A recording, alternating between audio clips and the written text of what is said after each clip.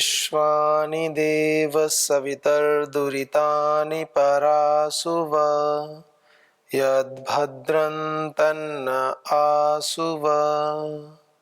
ओम शांति शांति शांति। ओम श्री परमात्मने नमः। ओम श्री गुरुभ्यो नमः। ओम सर्वेभ्यो नमः। ओम। वैदिक संस्कृति के इस अंक में हम स्वाध्याय कर रहे हैं सत्यार्थ प्रकाश का। सत्यार्थ प्रकाश जो महर्षि दयानंद सरस्वती जी द्वारा रचित है। आप देख भी सकते हैं इस पुस्तक को।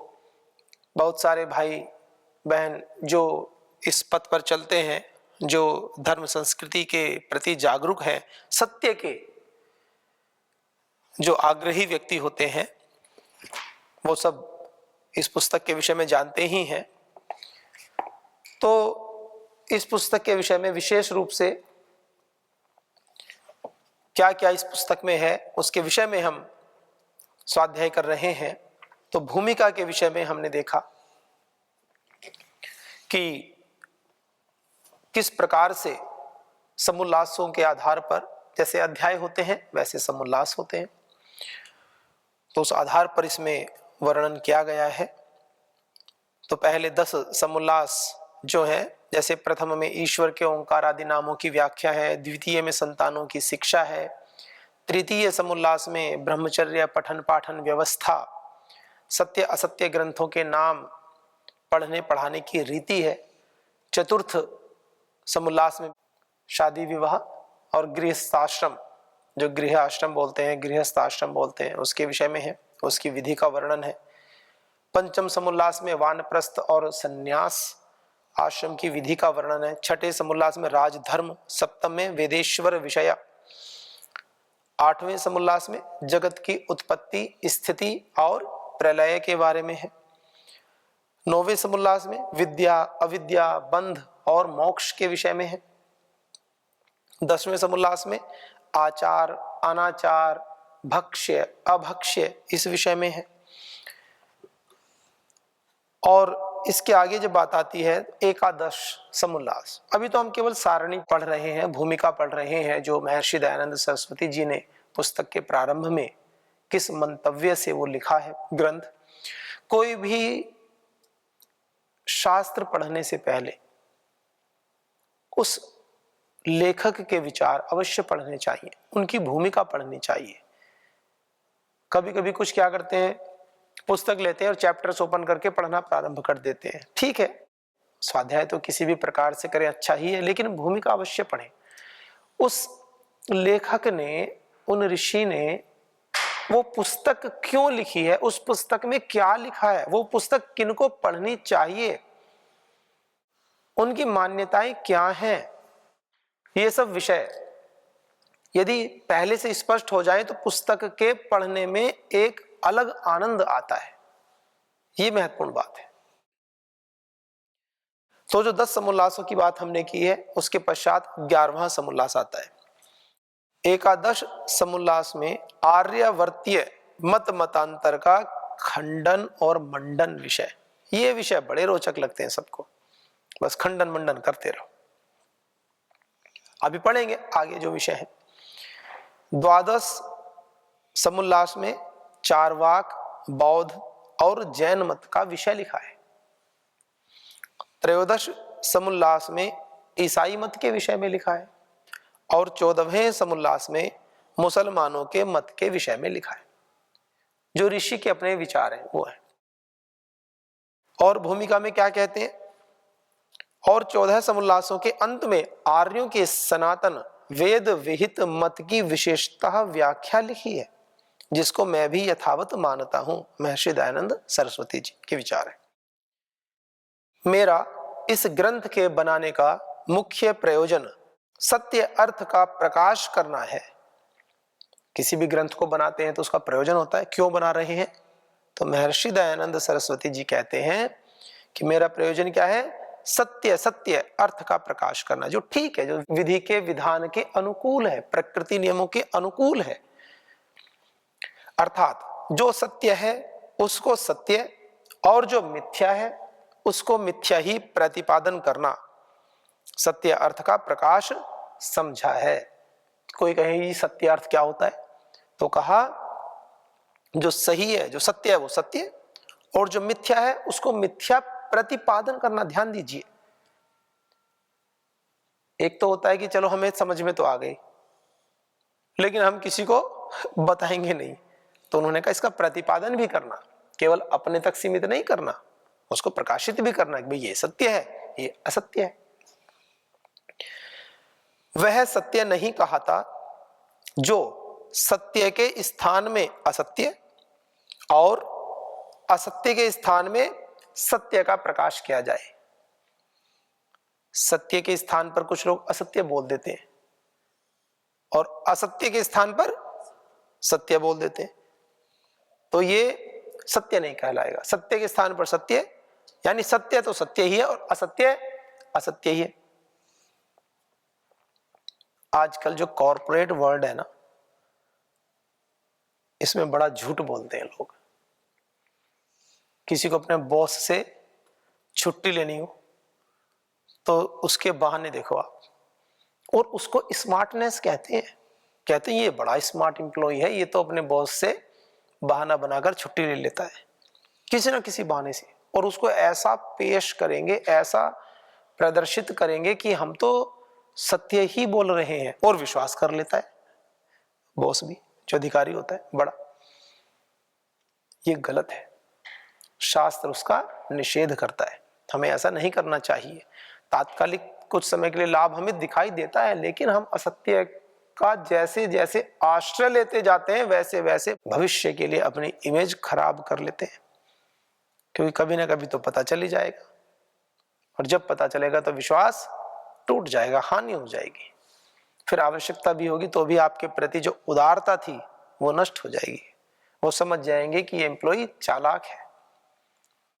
किंतु जो पदार्थ जैसा है उसको वैसा ही कहना, लिखना और मानना सत्य कहता है। देखिए सत्य के विषय में कितना बड़ा सिद्धांत महर्षि दयानंद सरस्वती जी प्रतिपादित कर रहे हैं। कहते हैं कि जो सत्य है वो सत्य है, इसमें कोई डाउट ही नहीं है। और वह सत्य नहीं कहा था कि सत्य के स्थान पर असत्य और असत्य के स्थान पर सत्य का प्रकाश कहा जाए, किंतु जो पदार्थ जैसा है उसको वैसा ही कहना, वैसा ही लिखना और मानना सत्य कहता है। जो मनुष्य पक्षपाती होता है वह अपने असत्य को भी सत्य और दूसरे विरोधी मत वाले के सत्य को भी असत्य सिद्ध करने में प्रवृत्त होता है। जो बायस होते, पक्षपाती होते, भाई मेरे संबंधी से, मेरे किसी नजदीकी व्यक्ति से, मेरे किसी जिससे हम प्रीति करते हैं उससे कोई गलती हो गई, तब उसको छुपाते हैं, और जिससे हम द्वेष करते हैं उससे कोई गलती ना भी हो, कहीं गलती हो रही हो और वो बेचारा खड़ा ही हो, तो जो गलती कर रहे हैं उनका नाम नहीं लेते, जो खड़ा उसका नाम लिखवा देंगे, क्योंकि द्वेष तो उससे है। और मैं क्षमा चाहता हूं, वर्तमान की जो न्यायपालिका की व्यवस्था है ना, इसका तो प्रयोग बहुत किया जाता है। कहीं झगड़ा हो जाए तो उनके नाम भी लिखवा देते हैं जो वहां उपस्थित नहीं थे, और जिनसे किसी की दुश्मनी पहले से चली आ रही है उनके भी नाम लिखवा देते हैं उसमें। फिर करते रहो कार्यक्रम, वकीलों को करते रहो, जज के कोर्ट के चक्कर काटते रहो, चाहे भले ही वो छूट जाए लेकिन पैसा तो लग ही गया, समय तो बर्बाद हो ही गया, बदनामी तो हो ही गई। ऐसा भी करते हैं बहुत लोग, बहुत समाज में, ये तो देख सकते हैं आप, बहुत ज्यादा।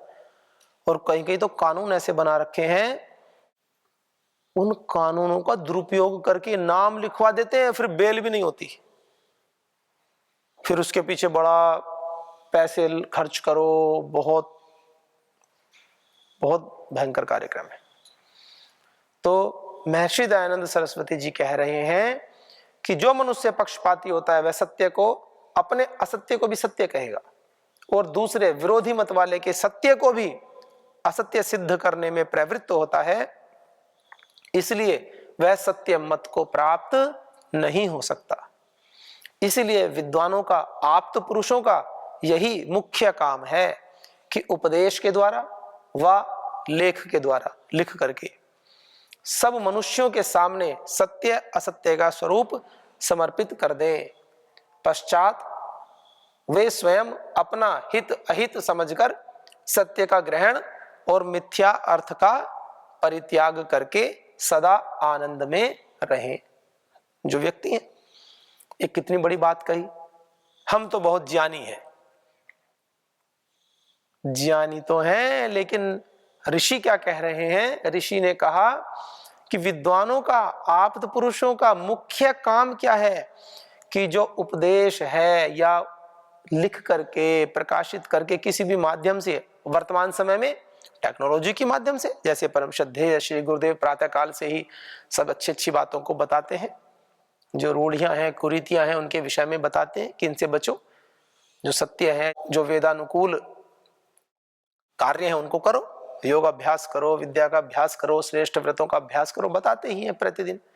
तो वही तो बता रहे हैं महर्षि दयानंद सरस्वती जी कि उपदेश के द्वारा व लेख लिख करके, कुछ विद्वान होते हैं, कुछ की कलम से बड़ा अच्छा लिखते हैं, तो वो लिखें, अच्छी अच्छी बातों को लिखें। कोई न्याय दर्शन पढ़ता है, कोई सांख्य दर्शन पढ़ता है, कोई योग दर्शन पढ़ता है, कुछ व्याकरण के अच्छे अच्छे ग्रंथ पढ़ते हैं, उनमें जो अच्छी अच्छी बातें आपको पढ़ते समय भी आ रही हैं। ऐसा नहीं कि पढ़ेंगे, पूरा पढ़ाई कर लेंगे, उसके बाद में हम तब लिखेंगे आचार्य बनकर, ऐसा नहीं। जो भी पढ़ रहे हैं, छात्र भी लिख सकते हैं, माता पिता, गुरुजन, जो भी, कोई रामायण पढ़ता है, कोई महाभारत पढ़ता है, कोई अच्छा प्रसंग है, कोई भी अच्छी चीज है जो हमारे शास्त्रों से निकलकर जो अच्छा ज्ञान हमें मिलता है, उस प्रसंग को हम लिख सकते हैं। एक पेज पर लिखें और एक डायरी बना ले, अच्छी अच्छी बातों को उस पर लिखा करें। पत्रिकाएं हैं, बहुत सारी न्यूज़पेपर्स होते हैं, कटिंग्स होती हैं, संस्थानों में अनेक पत्रिकाएं निकलती, उनमें भेज दिया करें टाइप करा के कि ये है, या जो वहां व्यवस्था में है उनको दे दिया करें, वो टाइप करा के भेज देंगे। तो ये कह रहे हैं कि जो विद्वान और आप्त पुरुष है, उनकी बड़ी जिम्मेवारी है, वो उपदेश भी करें, जहां जहां समय मिले उपदेश भी करें, अथवा लेख भी लिखें, और दोनों भी काम करें। उसके द्वारा सब मनुष्यों के सामने भी सत्य क्या है, असत्य क्या है, अर्थात अपनी संस्कृति के वास्तविक स्वरूप को प्रदर्शित करें। ये कार्य बताया, मुख्य कार्य है, जागृति का कार्य है ये। मनुष्य का आत्मा सत्य असत्य का जानने वाला है, ये ठीक है। हम कोई अच्छा कार्य करते हैं तो मन में प्रसन्नता होती है, खुशी होती है, उत्साह आता है।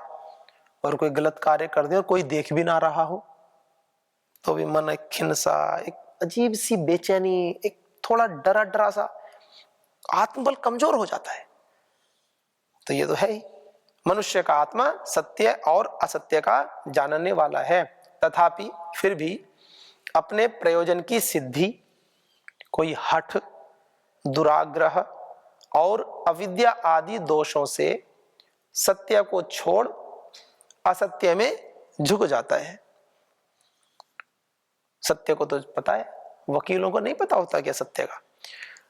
वकील यूं बोलते हैं जब कोई आता है उनके पास कि जी मेरा मुकदमा लड़ लो, तो कहते क्या करके आया? चोरी करके आया हूं, बचा लो। सबसे पहले वकील को ही बताते हैं वो मैं करके क्या आया हूं। वकील जो पढ़ा लिखा व्यक्ति है, जो कोर्ट में जाएगा, वो पहले सारा सत्य समझ लेता है और फिर झूठ पेश करके उसको बचाता है। बताओ न्याय व्यवस्था कैसे ठीक होगी? वकील को क्या करना चाहिए? आप कहेंगे तो वकील का तो काम ही है। वकील का ये काम नहीं है। वकील का काम है कि वकालत करके जो सत्य पक्ष है उसको सिद्ध करना, और जो व्यक्ति गलत कार्य करता है उसको दंडित करवाना, ये वकील का कार्य है।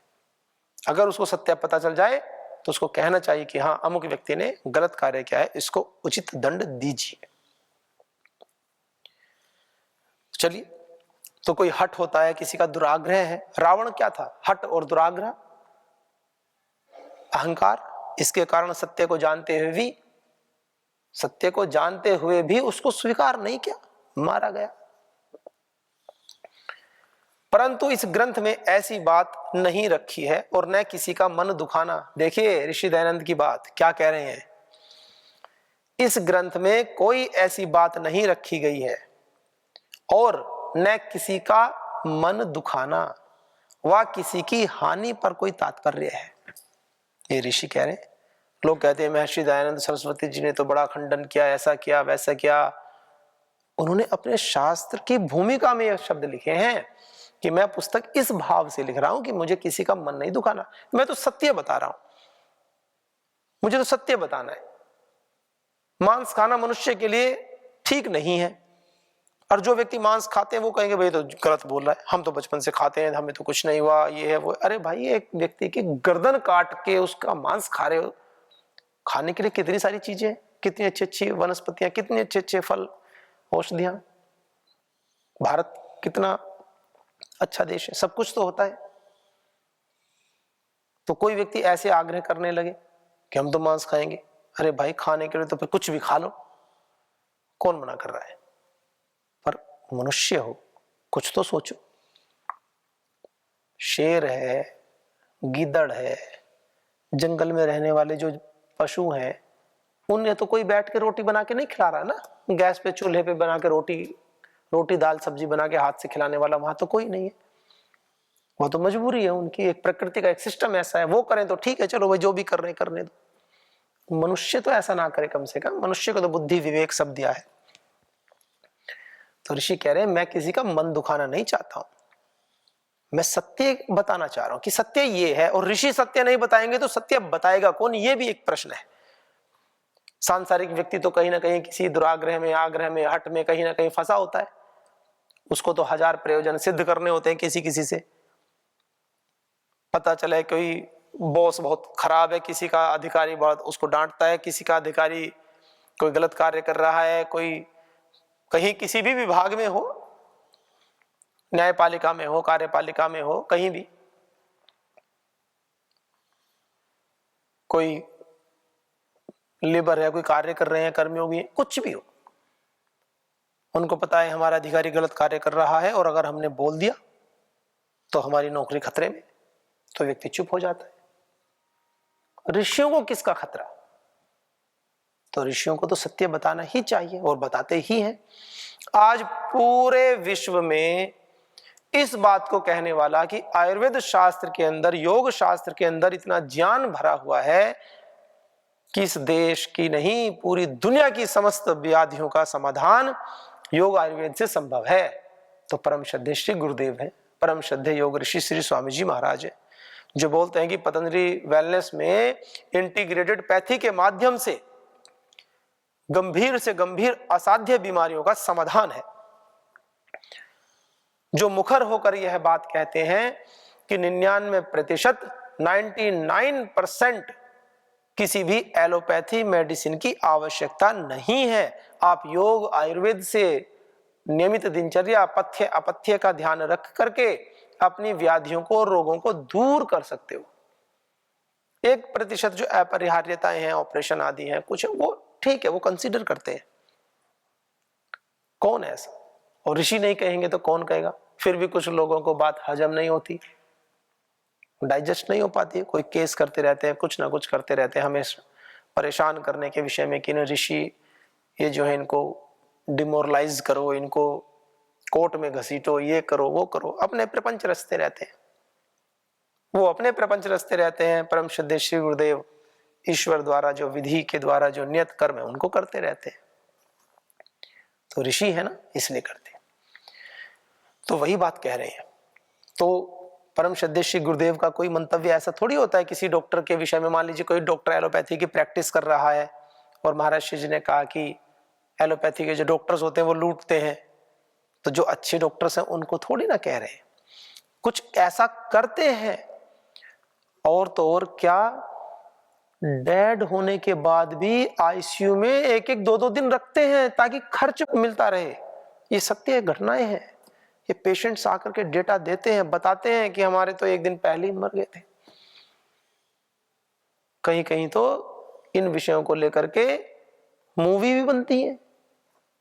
पेशेंट को दूसरे डॉक्टर के पास नहीं जाने देते हैं, और स्वयं से लाभ नहीं हो रहा फिर भी जाने नहीं देंगे, कहेंगे नहीं नहीं अभी इमरजेंसी है, कल ले जाना, अभी ये बहुत हालत पतली है, अभी ले जाओगे तो दिक्कत हो जाएगी, उसको जाने नहीं देते, क्योंकि जाएंगे तो फिर पैसे कम हो जाएंगे। ऐसी ऐसी घटनाएं। तो ऋषियों का काम कितना बड़ा है, समाज में सत्य का प्रचार प्रसार करना कितना बड़ा उत्तरदायित्व है। तो वो ऋषि कह रहे हैं किसी का मन दुखाना उद्देश्य नहीं है, भाई जो सही है उसको तो बताएं ना, जो गलत कार्य कर रहे हैं वो सुधर जाए, किसने मना किया है, अच्छा कार्य करने लगे। तो किसी का मन दुखाना उद्देश्य नहीं है, किसी की हानि करना उद्देश्य नहीं है, किंतु उद्देश्य क्या है, जिससे मनुष्य जाति की उन्नति हो और उपकार हो। सत्य असत्य को मनुष्य लोग जानकर सत्य का ग्रहण करें और असत्य का परित्याग करें, क्योंकि सत्य उपदेश के बिना अन्य कोई भी मनुष्य जाति की उन्नति का कारण नहीं है।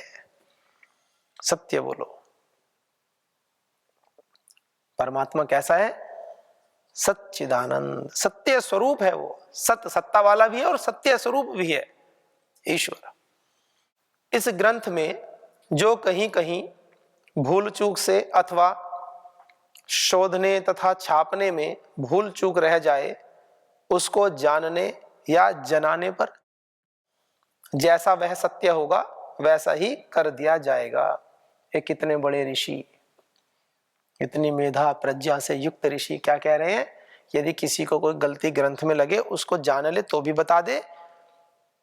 एक ने तो है कि जान तो लिया लेकिन बताया नहीं, क्यों रे गलती कर रखी, गलती को कहा जानने और जनाने पर भी हमें बता दो, किसी के समझ आए तो बता दो जी ऐसा क्या। तो यूं भी कह रहे हैं तो जैसा वह सत्य होगा तो वैसा कर दिया जाएगा, कोई आग्रह नहीं रख रहे हैं। कितनी विनम्रता है, किसी के को कोई गलती बता दो, आपकी गलती है, सुधारना तो दूर, कहेगा बड़े विद्वान बने फिर रहे हो। और जो कोई पक्षपात से अन्यथा शंका व खंडन मंडन करेगा उस पर ध्यान न दिया जाएगा। सीधी सी बात है, अपने सिद्धांतों पर अडिग भी है। कहा कि भाई गलती बताओ तो ठीक है, कोई पक्षपात लेकर के मन में कोई दुराग्रह लेकर के अनावश्यक की बातें करेगा तो उस पर ध्यान नहीं देंगे, सीधी सी बात है। महर्षि दयानंद सरस्वती जी के विचार बड़े अच्छे हैं इन विषयों में, ज्यादा टेंशन नहीं लेते हैं, सत्य बोलते हैं। ज्यादा कोई परेशान करता है तो उसको कहते हैं शास्त्रार्थ करो, आओ हम देखेंगे आगे। और हाँ, जो वह मनुष्य मात्र का हितैषी होकर कुछ जनावेगा, मनुष्य मात्र का हितैषी है यानी कोई अच्छी भावना लेकर के, सार्वजनिक हित की भावना लेकर के यदि कुछ कहेगा, उसको सत्य सत्य समझने पर उसका मत संग्रहित होगा। कितनी बड़ी बात है, ये भी कह दिया कि हमने जो लिखा है, एक तो बात होगी कोई गलती है उसको बता दिया, एक बात है कि यदि मनुष्य के हित में, परोपकार के हित में लेकर के कोई हमने ऐसा विषय लिख भी दिया है और आपको ऐसा लगता है कि इस विषय से मनुष्य की हानि है, तो मनुष्य के हित में आप इस मत को भी स्वीकार कर लो, तो भी ऋषि दयानंद लिखते हैं कि जो वह मनुष्य मात्र का हितैषी होकर कुछ जनावेगा, कुछ बताएगा, उसको सत्य सत्य समझने पर, ऐसा नहीं उसके कहने पर लिख लेंगे, उसको समझाना पड़ेगा ऐसे ऐसे, उसको सत्य सत्य समझने पर उसका मत भी संग्रहित होगा, उसको भी हम स्वीकार करेंगे। यूं कहते हैं कि वो कठोर है, कितनी उदारता है, भूमिका में कितनी उदारता है। देखो शास्त्र लिखने से पहले की बातें हैं ये। और कोई व्यक्ति सीधे ही शास्त्र खोल ले, 11वां अध्याय पढ़ने लगे, 12वां अध्याय पढ़ने लगे, खोल करके खंडन मंडन का विषय कहेगा, और ऋषि दयानंद ने तो ऐसा कर दिया, ऋषि दयानंद ने तो ऐसा कर दिया, ऋषि दयानंद ने तो ये कर दिया। पहले भूमिका पढ़ लो, क्या कह रहे हैं वो, समाज के कल्याण के लिए कितना कुछ कर रहे हैं।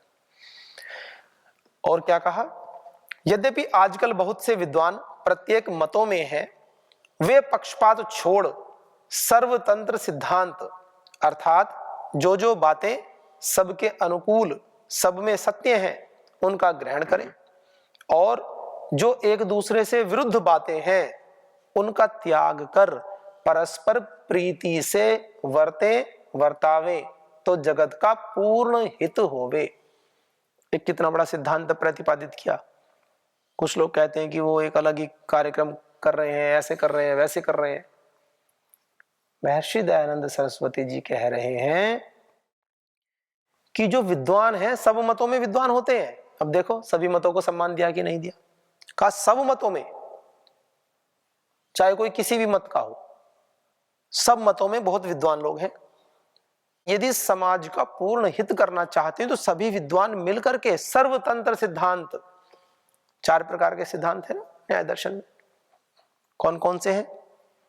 सर्वतंत्र, प्रतितंत्र और अधिकरण, एक और है सर्वतंत्र, प्रतितंत्र, अधिकरण। इस प्रकार से 4 प्रकार के सिद्धांत है।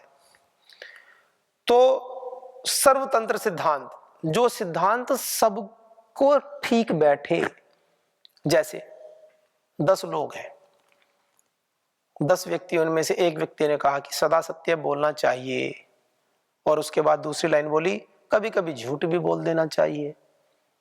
एक दूसरे मत का व्यक्ति, उसने कहा कि शाम को संध्या काल के बाद रात्रि में 12 बजे भोजन नहीं करना चाहिए।